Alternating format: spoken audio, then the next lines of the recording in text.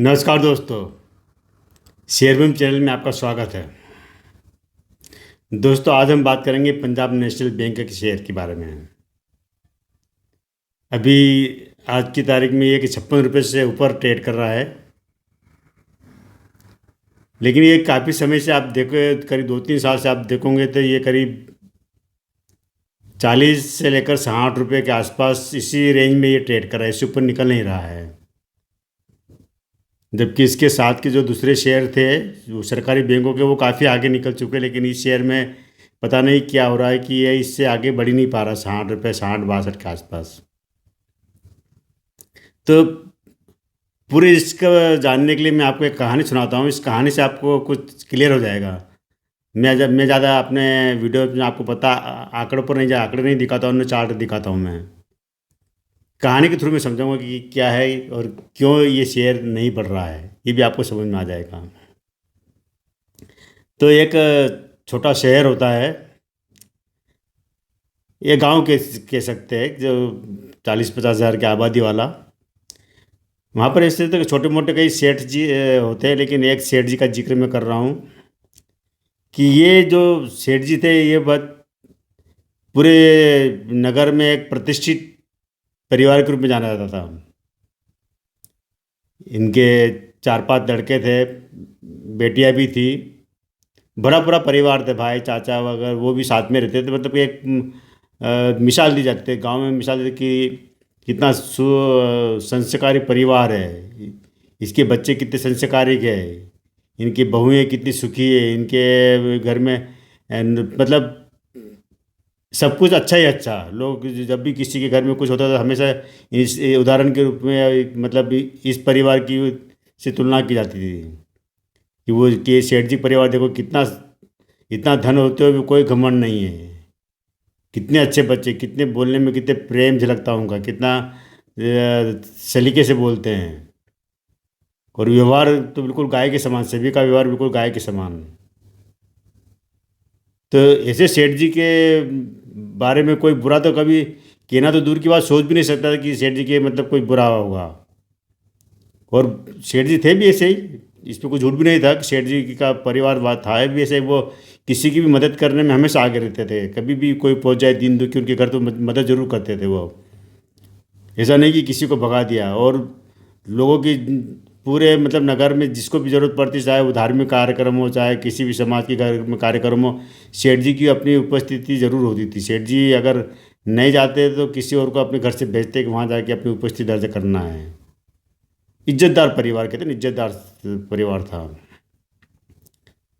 अब ऐसे में जब अच्छे परिवार होता तो विश्वास भी होता लोगों को। लोग अपने घर के जो कीमती चीज़ें वगैरह इनके पास रख जाते थे ताकि कहीं जाए नहीं। और वो जब होता ही है इस तरह से, जब किसी पर अगर आपका विश्वास बन जाता है, फिर आपको सब कुछ अच्छा ही लगता है। तो वहाँ पर सेठ जी के वहाँ पर रखाते लोग अपनी कुछ कीमती रकमें वगैरह, ताकि ज़रूरत पड़ने पर वापस सुरक्षित मिल जाए, और मिलती भी थी। अब इतने साधन संपन्न सुखी परिवार में एक दिन घटना घट जाती है। और ये घटना ऐसी घटती है कि पूरे नगर को झिझोक कर रख देती है। ये घटना ये घटती है कि इस परिवार की जो मझली बहू थी, उसने आत्महत्या कर ली घर में ही। किसी को समझ में नहीं आया कि आखिर हुआ क्या, कैसे हुआ, ये क्या मतलब पूरा परिवार, पूरे मतलब गांव के लोग, बच्चे से लेकर बूढ़े तक सब आश्चर्यचकित थे कि इस परिवार में ऐसा क्या दुख हुआ आ गया कि इतना बड़ा कदम उठा लिया। आखिर मतलब सोच भी नहीं सकते थे, ये कल्पना के भी नहीं कर सकते थे कि ऐसा हो सकता है। वहाँ ऐसी घटना ने झिझोक कर रख दिया लोगों को। सब एक दूसरे से सवाल पूछ रहे कि जवाब किसी के पास नहीं था। किसी की हिम्मत भी नहीं था कि सेठ जी से जाकर पूछे।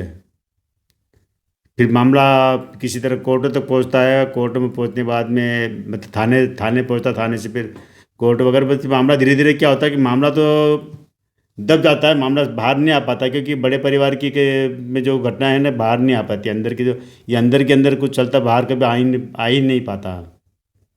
तो ये जो सेठ जी के यहाँ जो घटना घटी थी, ये भी बाहर नहीं आ पाई कि क्यों बहू ने आत्महत्या किया, क्या वजह थी है। लेकिन वो सवाल है कि सवाल लोगों के बनाए रहा दिमाग पर।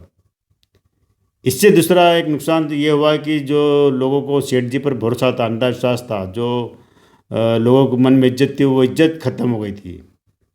अब पहले जैसी बात नहीं थी। अब पहले जैसे जो लोग अंधविश्वास, अब लोगों को लगता था कि नहीं, एक अब दूसरी तरह की चर्चा होने लग जाती है कि भाई ये बड़े परिवार के अंदर भी बहुत कुछ उल्टा सीधा होता रहता, कुछ न कुछ ऐसा होता हुआ होगा, जरूर इन्होंने कुछ ऐसा किया होगा।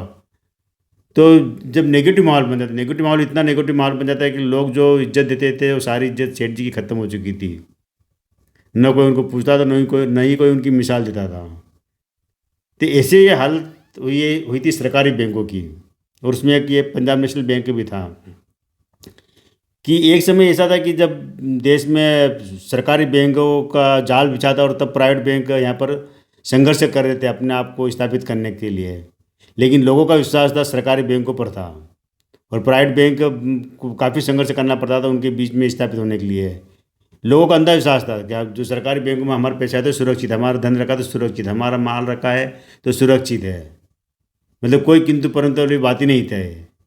नेगेटिव की तो दूर दूर तक सोच नहीं थी। लेकिन उसके बाद में कुछ ऐसा घटता है, ये 2013 के बाद में, 12-13 के बाद से लेकर 18-19 तक, करीब 8-10 साल तक, इस 10 साल में से इन जो सरकारी बैंकों की जो पिटाई हुई है, जो हालत ख़राब हुई है, ये सब ने देखा है। जिस तरह से बड़े बड़े घपले निकल के सामने आए, एक के बाद एक के बाद एक, मतलब एक बैंक का घपला निकलता दूसरी बैंक का घपला सामने होता है, दूसरी का हो चलिए जांच भी नहीं पूरी होती, तीसरी बैंक के सामने आ जाता है। लाइन लग गई थी बैंकों की, हर बैंक में। और घटले घपले भी छोटे मोटे नहीं, बड़े बड़े हजारों करोड़ों रुपए के। कोई 10,000 करोड़ का लेके भाग गया, तो कोई 20,000 करोड़, तो कोई 25,000 करोड़, कोई 11,000 करोड़। मतलब ये कि इनके जो डूबत खाते लाखों करोड़ों के बन गए थे। सारे बैंक के थे उसमें, चाहे पीएनबी हो, चाहे बीओबी, चाहे एसबीआई हो, केनरा बैंक हो, बैंक ऑफ इंडिया, मतलब जितने भी सरकारी बैंक थे, इन्होंने इसकी हालत पतली कर दी।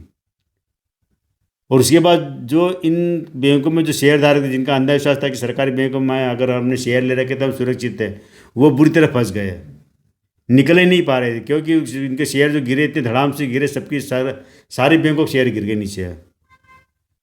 जो 1500-1500, 1200-1200 रुपये के शेयर थे, वो 150-200 रुपये, और कभी कभी 30-30 रुपये तक आ गए हैं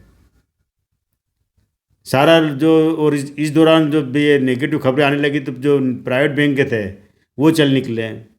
लेकिन लोगों का काफ़ी पैसा इन सरकारी बैंकों में फंसा रह गया है, निकल ही नहीं पाए। इन्वेस्टरों की मैं खास बात कर रहा हूँ कि जो शेयर इन्वेस्टर की, जो खाते धारक वगैरह, उनकी बात नहीं कर रहे हम। शेयर के चैनल है तो हम शेयर धारकों की बात करेंगे यहाँ पर।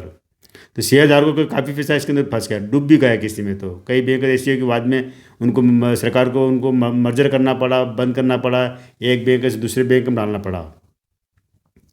लेकिन जो कि मामले ऐसे जो निकले ना, इस मामले जो बदनामी हुई है, उस बदनामी के जो दाग लगे इन बैंकों पर, वो दाग आज तक नहीं धुल रहे हैं। हालांकि ये जरूर है कि इस बीच इन दागों के साथ में ही एसबीआई ने वापस काफ़ी रिकवरी कर ली है, 500-600 पर पहुंच गया है। बैंक ऑफ बड़ौदा भी काफ़ी ऊपर आ गया है, बैंक ऑफ इंडिया भी और मतलब ये कुछ बैंक तो बाहर निकल आए हैं इस दाग के बावजूद भी, मतलब अपने आप को वापस 2017 के 18 के रेट पर ले आए। लेकिन बहुत पुराने रेट, जो 2008-10 के पहले के रेट थे, वो रेट अभी भी नहीं आए हैं।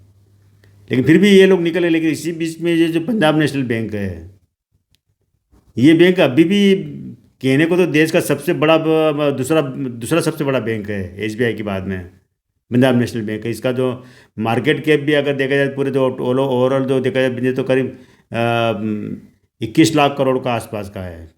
अभी इन्होंने जो Q4 के जो रिजल्ट दिए, वो भी शानदार रिजल्ट रहे हैं। इनके एनपीएस भी मतलब कम हो गए, पहले से जो एनपीएस थे वो भी कम हो गए हैं। और जो प्रॉफिट है, प्रॉफिट भी, नेट प्रॉफिट भी इनका अच्छा आ रहा है। मैं साइड में दिखा रहा हूँ आपको, नेट प्रॉफिट वगैरह में, मतलब हर तरह से बैंक अब अच्छा करने लगी। पिछले 1-2 साल से बैंकों में काफ़ी कुछ अच्छा होने लगा है पंजाब नेशनल बैंक में। लेकिन शेयर धारकों की तो अभी भी उनका पैसा नहीं मिल रहा। अभी भी शेयर धारक अपने आप को फंसा हुआ ही महसूस कर रहे हैं।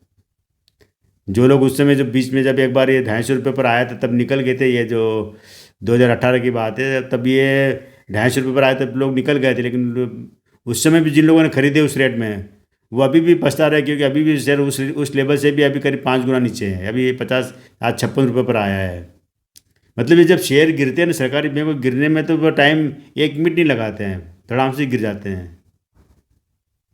लेकिन चढ़ने में बरसों लगा देते, बरसों हो जाते। इसके बाद से देखो इन बैंकों के, जब भी किसी भी सरकारी बैंक का शेयर उठा के देख लो आप, और इसके मुकाबले प्राइवेट बैंकों के शेयर देख लो, प्राइवेट बैंक 4 से 5 गुना हो गए हैं। लेकिन ये जो ये सरकारी बैंकों के शेयर अभी भी अपने जो 2017 की प्राइस पर ही नहीं आ पा रहे, केवल एसबीआई को छोड़कर। एसबीआई जरूर आ गया है। तो अब ये है कि अभी इस लेवल पर इन्वेस्ट करें या नहीं करें, क्योंकि अब मुझे अभी नहीं लगता कि ये 100 रुपये के लेवल पर बहुत जल्दी आ पाएगा। बहुत टाइम लगेगा, 100 रुपये पर लेवल पर जाना टाइम लगेगा इस शेयर को। तो अभी के जो अंदर के जो मामले हैं, बाहर से ज़रूर मजबूत दिख रहा है। जैसे मैंने वो कहानी सुनी थी ना सेठ जी वाली, कि बाहर से ज़रूर मजबूत दिख रहे थे ये, लेकिन अंदर ही अंदर कुछ जो सुलग रहा था वो अभी सामने नहीं आ रहा है। तो हो सकता है कि पीएनबी में भी अंदर ही अंदर कुछ ऐसा चल रहा होगा जो कि सामने नहीं आ रहा होगा। हो सकता है आए भी नहीं बाहर। कई मामले ऐसे होते हैं कि नहीं आ पाते बाहर, लेकिन उसका असर शेयर पर नज़र आ रहा है कि शेयर अभी भी चढ़ नहीं रहा। शेयर अभी भी लोगों का विश्वास जीतने में कामयाब नहीं हो रहा है। लोग अभी भी इससे दूरी बनाए हैं। तो ये दोस्तों आज पीएनबी की ये कहानी कैसी लगी ज़रूर बताना मुझे। और आपको भी अभी तो इन्वेस्ट करने की सलाह नहीं देता, क्योंकि अभी ये शेयर अगर 56 रुपये पर आया है तो ये मार्केट की तेज़ी की वजह से भी हो सकता है या कुछ और लेकिन थोड़ा वेट करके अभी देखो क्या होता है आगे 1-2 महीने। उसके बाद में कोई अगर खबर आती है अच्छी तो ज़रूर मैं आपको बताऊंगा। तो आज के लिए केवल इतना ही। कल फिर मिलेंगे हम एक नए वीडियो के साथ में। थैंक यू दोस्तों।